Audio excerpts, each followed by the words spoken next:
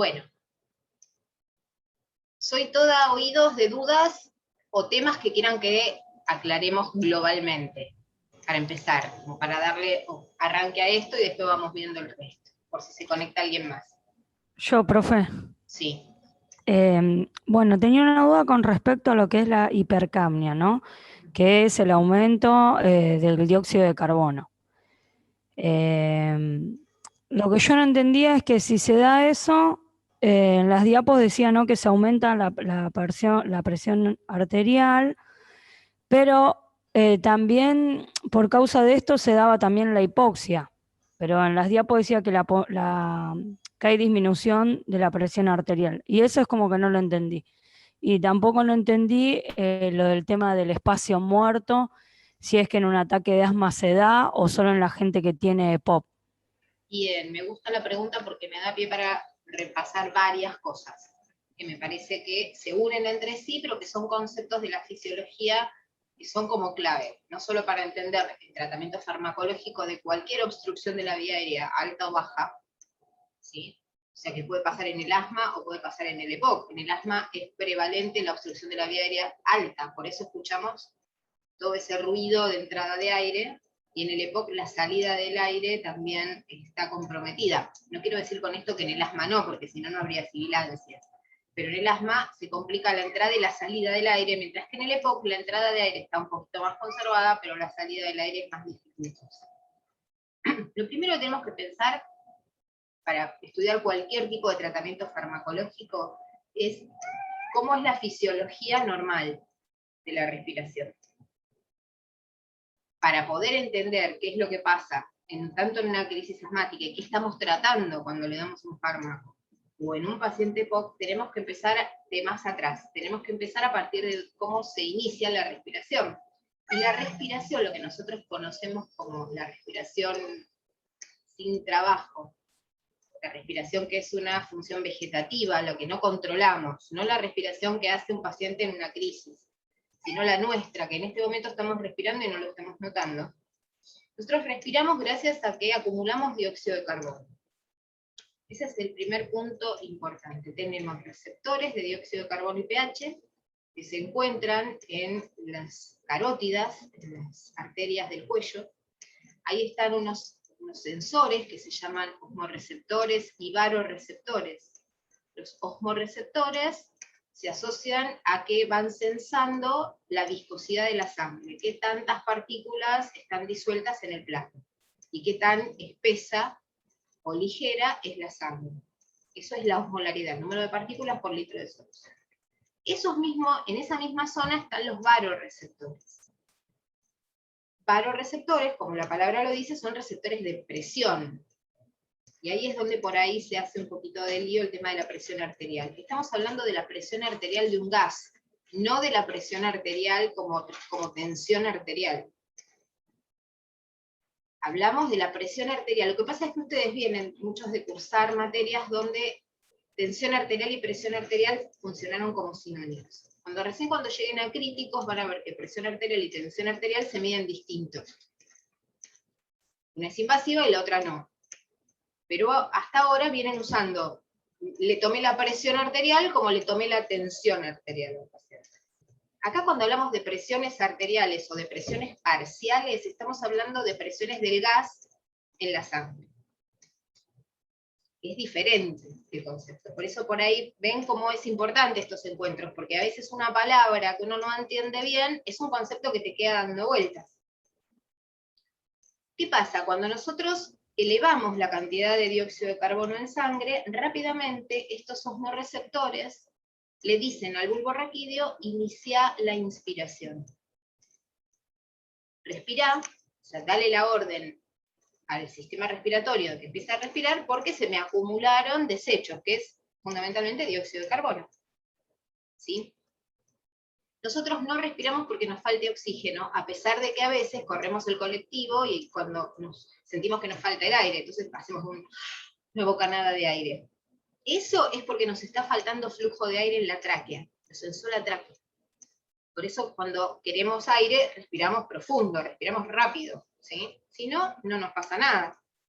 Empezamos a toser o nos atragantamos con algo. Lo siguiente es, hago una respiración profunda, generalmente la siento rápidamente, el aumento del flujo en la tráquea, porque el flujo de aire lo sensan receptores traqueales. Ahora, la cantidad de dióxido de carbono que estamos teniendo en sangre lo sensan los cuerpos carotídeos, los varoreceptores de los cuerpos carotídeos. Estos varoreceptores estimulan el centro respiratorio a nivel del bulbo raquídeo, que es algo que nosotros ni nos enteramos que está pasando porque es una función vegetativa, es de la vida primaria de nuestro sistema encefálico, de nuestro cerebro.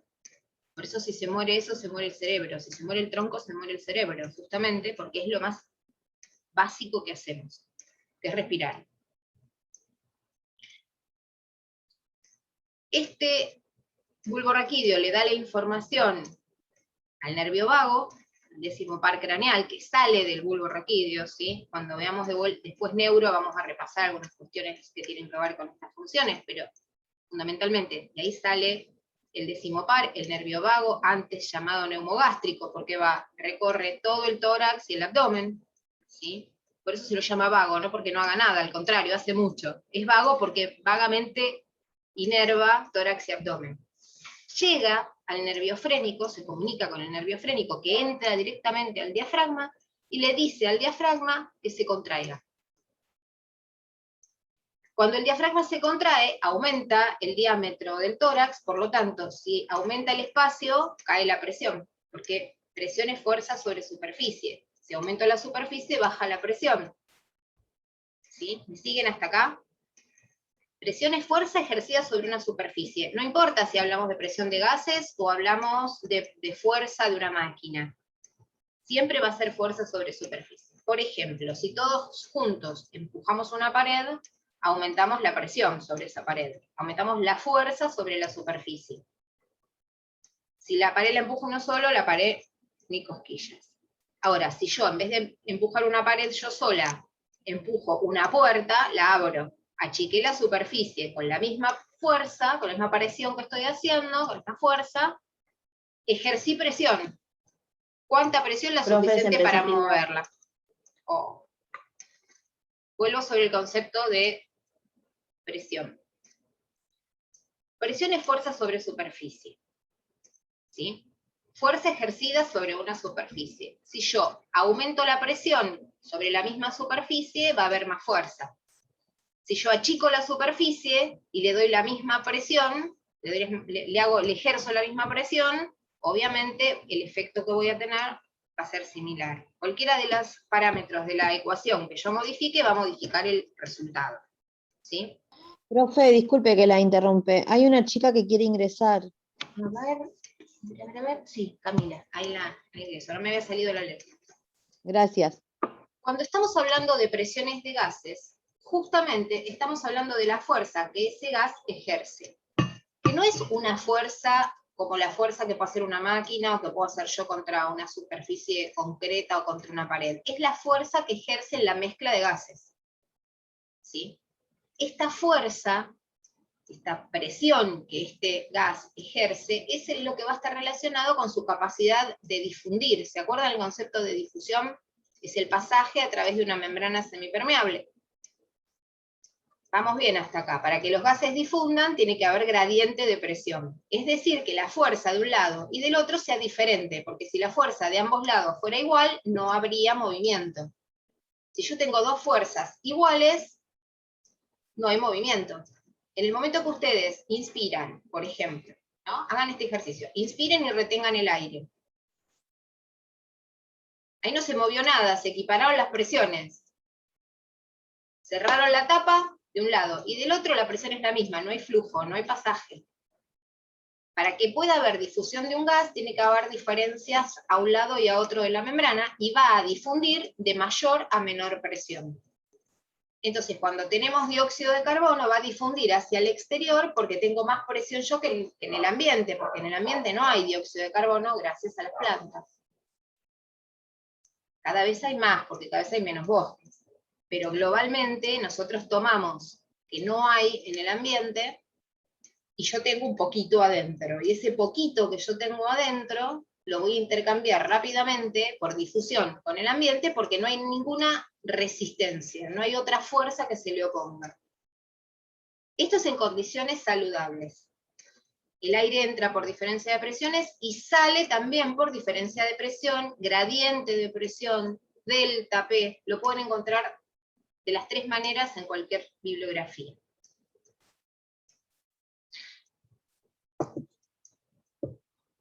Hasta acá vamos con el tema de la respiración normal. No lleva gasto de energía, no se usan músculos accesorios, solamente se contrae el diafragma. Luego, cuando el aire llenó la cavidad torácica, por diferencia de presiones, se exhala pasivamente al exterior, que no me ejerce ninguna presión. No hay nada que me resista a respirar a expirar hacia el aire ambiente. Esto serían condiciones de salud. Ahora, tanto en el asma como en cualquier otra enfermedad, que se las llama enfermedades de oclusión al flujo aéreo, las famosas OCFA, las van a encontrar en la bibliografía más moderna, enfermedad de oclusión al flujo aéreo, y está hablando tanto del flujo inspiratorio como del flujo expiratorio. Pero en lo relacionado con el dióxido de carbono, lo que más nos interesa es la obstrucción al flujo expiratorio, porque si yo inspiro bien, no estoy lavando dióxido de carbono, solo estoy incorporando oxígeno. Si yo exhalo mal, como pasa en el EPOC, que atrapo aire en el tórax, lo que estoy haciendo es teniendo dificultades con la exhalación del dióxido de carbono, lo que llamamos ventilación. Otro concepto importante a tener en cuenta es qué es la ventilación alveolar, entonces. La ventilación alveolar justamente es el aire que en cada respiración voy a poder movilizar dentro de la vía aérea. No importa si ejerce o no ejerce en este momento, lo que movilizo, si ejerce o no ejerce intercambio. Para que yo efectivamente hable del aire que va a ejercer intercambio gaseoso, tengo que sacarle al aire que entra y sale, que es el volumen corriente o volumen tidal, lo van a encontrar como BC o BT en la bibliografía, le tengo que restar todo el espacio muerto, que es todo el espacio de la vía aérea que no ejerce intercambio gaseoso, desde la nariz hasta la unión del alvéolo con el capilar. Es a donde efectivamente se produce el intercambio gaseoso.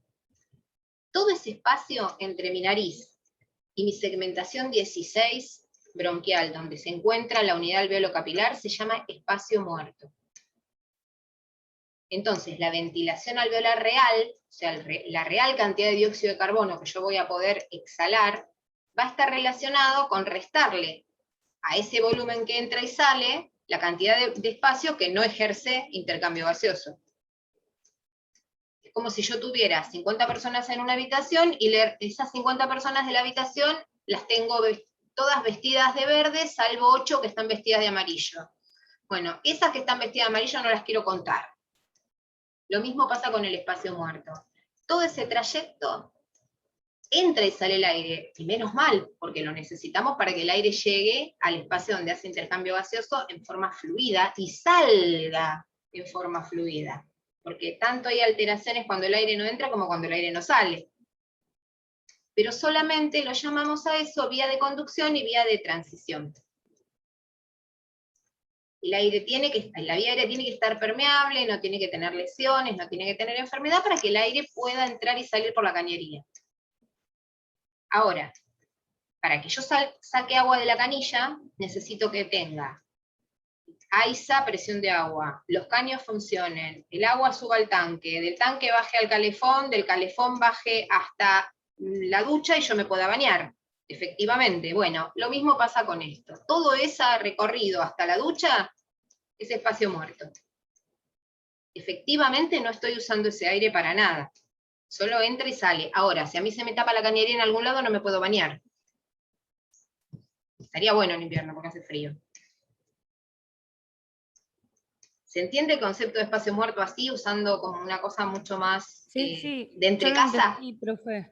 Sí, bueno, mi duda era de que, como decía, de la persona que tenía EPOC, que estaba como que estaba todo deteriorado, es como que eso también aumentaba el espacio muerto. Ahora No sé vamos si a yo ir, entendí. claro, ahora que vimos lo que es el espacio muerto en condiciones fisiológicas de salud, ahora vamos a ver qué pasa cuando esto no está así. ¿Qué pasa con el Profe, una espacio pregunta. muerto? Sí, decime. ¿El espacio muerto sería siempre esa cañería o solamente si la cañería se tapa? No, es siempre esa cañería. Por eso la ventilación alveolar es la resta del volumen corriente, el aire que entra y sale en cada respiración, menos el espacio muerto. ¿Se acuerdan volúmenes y capacidades pulmonares? El volumen corriente es esos 500 mililitros que yo meto en cada respiración normal, sin esforzarme, sin darme cuenta que está entrando y saliendo el aire. Bueno, a esos 500 mililitros hay que restarle el volumen de espacio muerto, que es aproximadamente 1/3 de esto. O sea que la real ventilación alveolar son esos 500 menos 1/3 de 500, 150 mililitros que van a estar presentes en la cañería, pero que no van a generar ninguna utilidad. Cuando digo presentes en la cañería, no crean que se quedan adentro, entran y salen igual también, lo que pasa es que no sufren ninguna modificación.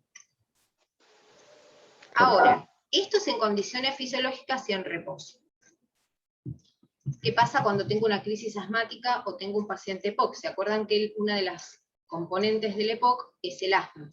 Por eso los vemos juntos. El EPOC es una enfermedad, que en realidad no es una enfermedad, es un síndrome, es un conjunto de enfermedades que incluyen el enfisema, que es la ruptura alveolar directamente, ahí se rompe el alveolo y cuando se cicatriza con tejido conectivo, se cicatriza con fibrosis. Por eso en la época de mi abuela, al EPOC se le llamaba fibrosis pulmonar. Porque el tejido pulmonar en la autopsia se veía fibrótico. Tejido de reparación, tejido conectivo, como cuando nos hacemos una cicatriz o una cirugía. Ese tejido no hace intercambio gaseoso, o sea, aumenta el espacio muerto. ¿Por qué? Porque ahí no se produce ningún intercambio. ¿Se entiende? Entonces, en el EPOC, el tejido que se rompió genera más espacio muerto. Porque ahí, por más que tendría que haber habido fisiológicamente y anatómicamente intercambio gaseoso, como está roto y reparado con un tejido que no ejerce esta capacidad de difusión de gases, que es un tejido conectivo, ahí aumentó el espacio muerto, por ejemplo. Es uno de los componentes del aumento del espacio muerto en el EPOC. Profe, una pregunta. Sí. ¿Eso quiere decir que pasan por ahí los gases, pero que no cuentan tampoco? Ni siquiera pueden pasar, porque el tejido fibrótico no es permeable. Se produce una fibrosis como cuando vos te lastimás y se repara, te cortaste y te queda la cicatriz. Bueno, así se ve la imagen en el microscopio de un alveolo que se rompió y se cicatrizó, como si se hubiera cicatrizado un corte o una cirugía. Entonces, ahí no hay posibilidades porque no es permeable al paso de gases. Es otra forma de Profe, tejido. una pregunta. Hola. Sí. ¿Y este espacio se puede, hola, ¿qué tal? ¿Se puede medir, se puede sacar? Sí. ¿Nos sirve para algo saber cuánto se deterioró? Porque, o sea, hablando la señora, ¿no? ¿Sirve para ver cuánto se deterioró, para saber cuánto menos oxígeno entra en el pulmón? Nos sirve saber cuánto se deterioró para estratificar al paciente y decir qué tan grave es su EPOC, qué grado de enfisema tiene. Esto que nosotros llamamos tejido de reparación con ruptura es la parte del enfisema. Para eso se hace la espirometría, ¿no, profe? Exactamente, de eso les iba a hablar. Hay dos maneras de estratificar el grado de lesión estructural pulmonar. Una es la espirometría, que nos mide cuánto aire entra y sale y cuánta fuerza tiene el paciente para exhalarlo, o sea que también nos habla de la musculatura respiratoria, la espirometría, no solamente del espacio muerto. Y también las imágenes, la tomografía de pulmón nos va a decir cuánto de ese pulmón está lesionado, porque el tejido fibrótico se ve diferente en la tomografía. Pero todas estas estratificaciones nos sirven a la hora de conocer cómo es la evolución de nuestro paciente o la enfermedad de nuestro paciente. El tratamiento va a ser el mismo, porque en realidad no se cura esta enfermedad. De hecho, es crónica y evoluciona a empeorar. Lo que vamos a hacer es enlentecer el empeoramiento con medidas higiénico-dietéticas, como se decía en mi época, es decir, cambiar hábitos de vida y cierta medicación, que es la medicación que ustedes conocen para el control del síntoma. Pero esa es una forma de espacio muerto, el enfisema. Otra forma en la que en el EPOC aumenta el espacio muerto es el componente asmático. ¿Qué pasa con el componente asmático? Hay broncoobstrucción. Al haber broncoobstrucción, el aire lo podemos ingresar con dificultad, pero lo podemos hacer utilizando músculos accesorios en forma voluntaria. Y lo que más le cuesta al paciente no es que el aire ingrese, porque sabemos que el aire ingresa por diferencia de presiones, y si el diafragma está intacto, la presión va a caer en el tórax para que el paciente inspire. Si algo de esto que les estoy diciendo no me siguen, me cortan, no pasa nada, porque mi gata está así como distrayéndonos a todos. Basta, Tita, vete por ahí. Ahí va. Sino que al paciente lo que le cuesta es exhalar en forma pasiva, porque no tiene fuerza ese tórax que se está modelando con el tiempo y que tiene atrapamiento aéreo, en estas bullas enfisematosas, en esta vía aérea que está obstruida, y al paciente le cuesta la exhalación. Al costarle la exhalación, en la inhalación siguiente va a entrar menos aire, porque quedó algo guardado adentro. Ese algo que quedó guardado adentro va a ser espacio muerto, porque ese aire ya hizo su intercambio gaseoso. Está sucio, si se quiere decir de alguna manera, o menos utilizado. Hagan esta prueba. En clase la hacemos y funciona. Respiren y con cada exhalación guárdense un poquito de aire de la manera en que lo voy a hacer yo.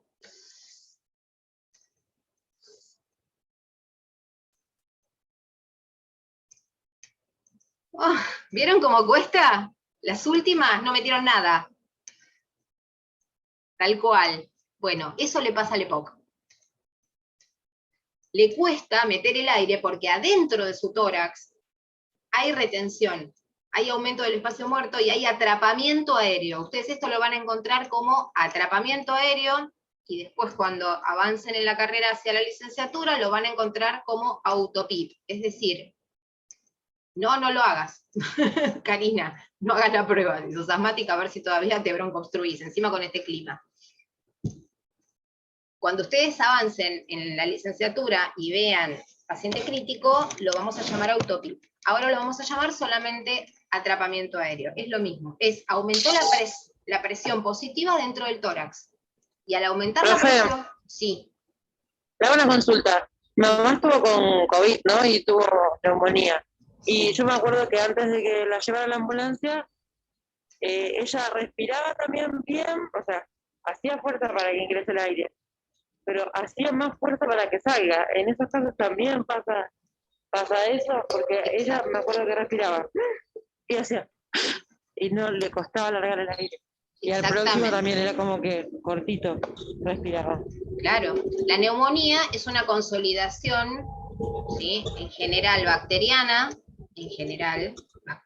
que genera un foco purulento donde no se produce intercambio gaseoso, porque donde tendría que haber aire, entre el alvéolo y el capilar, hay líquido, hay moco, hay pus, lo que... Perdón, profe, queda un minuto. Nos reconectamos cuando volvemos y vamos a retomar lo del patrón respiratorio en el EPOC para que ustedes puedan después entender por qué el tratamiento tiene las condiciones que tiene para tratarlo. No podemos aprender farmacología sin juicio. Después es leer el fármaco, y eso está en los libros. A mí me interesa que ustedes digan, el broncodilatador actúa de esta manera y no se olviden más. Y no que después, en el final, me repitan por ahí cosas que no hacen puntualmente a la cosa.